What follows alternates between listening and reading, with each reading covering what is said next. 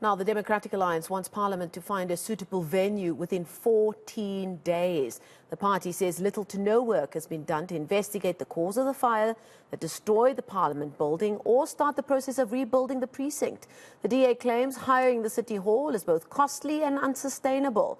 For more on this now, we're joined by the party's chief, Whip Siviwe Gwarube, who joins us virtually. Siviwe, thank you so much for your time this afternoon. Let's start by talking about rands and cents. Before we talk about really constitutional matters that you have raised in addressing this issue. 8 million rand, the budget. At first, we were told by those running Parliament that would have been close to the budget last year or the year before that, but we now know that that isn't the case. We're hearing about really high costs for hiring conferencing and broadcast facilities, something like 800, 900K a day, and the list goes on. We can't just push aside that this is also costing a lot of money, isn't it? Yeah, no, look, I mean, 8 million rand is nothing to scoff at. We have inquired from the administration as to why the cost has risen so much. And as you say, one of the things that they've raised with us is that the cost driving factors are the fact that they've got a higher venue and they've got a higher ICT equipment, and that they've got to hire the space for not only SONA, but the SONA debates. They've also got to hire it for the budget, which is happening, the budget speech, which is happening later this month, and the debates surrounding that.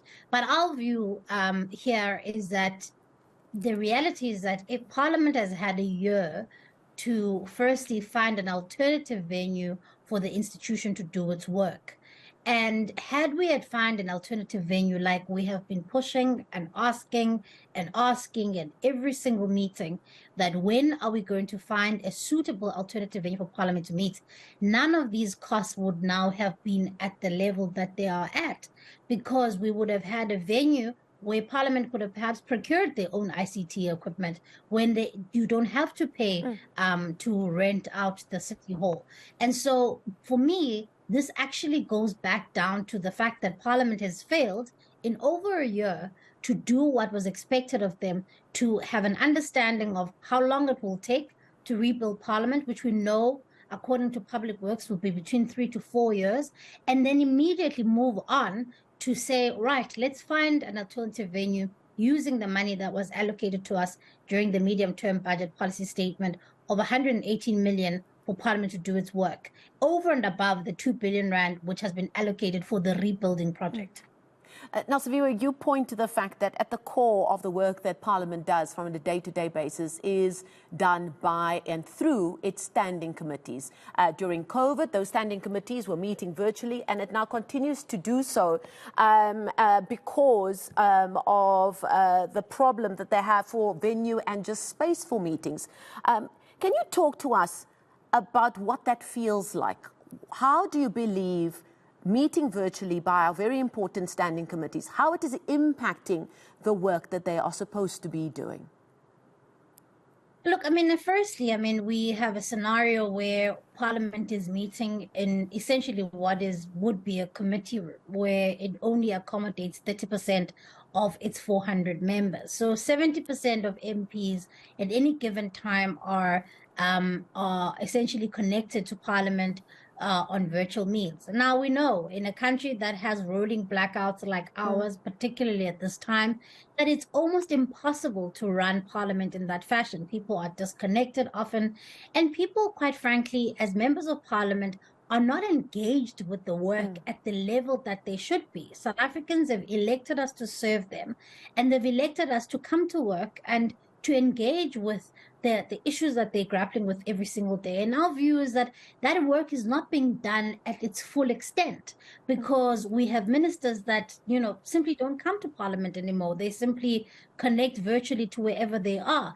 And our view is that if we're going to hold the executive to account, we need to be able to ask questions directly. We need to be able to really, you know, sit across the aisle and interrogate some of the work of government. And that has been hampered by this hybrid sitting. But over and above that, and perhaps more importantly, on the constitutional matter, is that obviously, as the Constitution envisages, this is our role as Parliament. But also, secondly, Parliament is meant to be accessible to the public.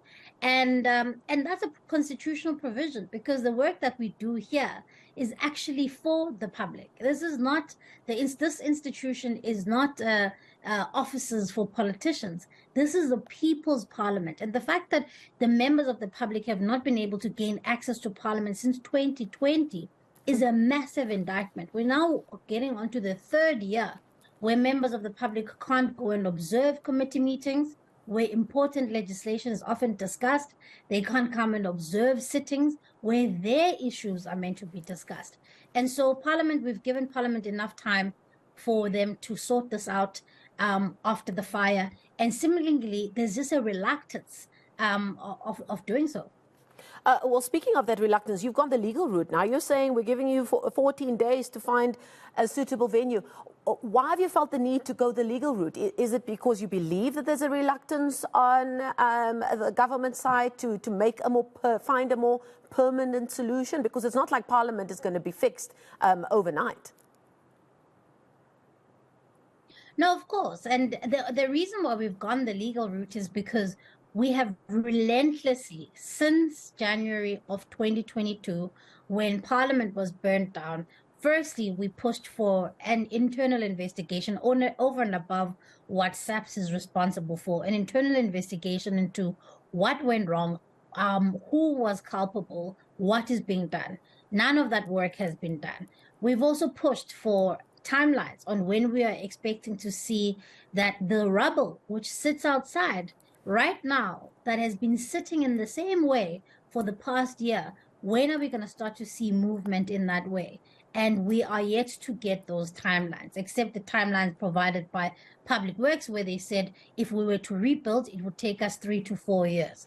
And we have relentlessly said to Parliament, find an alternative venue that can accommodate all 400 members of the National Assembly, because the NCOP is able to meet, and find an alternative venue that's accessible to the public so that we can start to do the work that we're expected to do. Members of Parliament, some of them are disengaged. They're doing other things. People are doing their shopping when we should be engaged and doing the work that is expected of us by the people of South Africa. And so that has been met by deaf ears, really. The ANC has, in many of these committees, pushed back and said, well, why should people come back to work? We've got a suitable venue. We've got a slew of records of meetings where we've raised this. And essentially, the ANC in Parliament has been resolute that this hybrid fashion works just fine, and this is how it's going to work. And so, really, our hands are tied now at this point, because we've tried the route of engaging with members of Parliament so that we can get a solution here, of engaging with the presiding officers so that we can get a solution. And so now we realize that Parliament actually is in contravention of the Constitution. And so we're going the legal route, because the courts need to now determine, is Parliament really fulfilling its constitutional obligations in this fashion? And our view is that it is not. Okay, DA Chief Whip Siviwe Gwarube joining us virtually there from Cape Town. Thanks for your time this afternoon.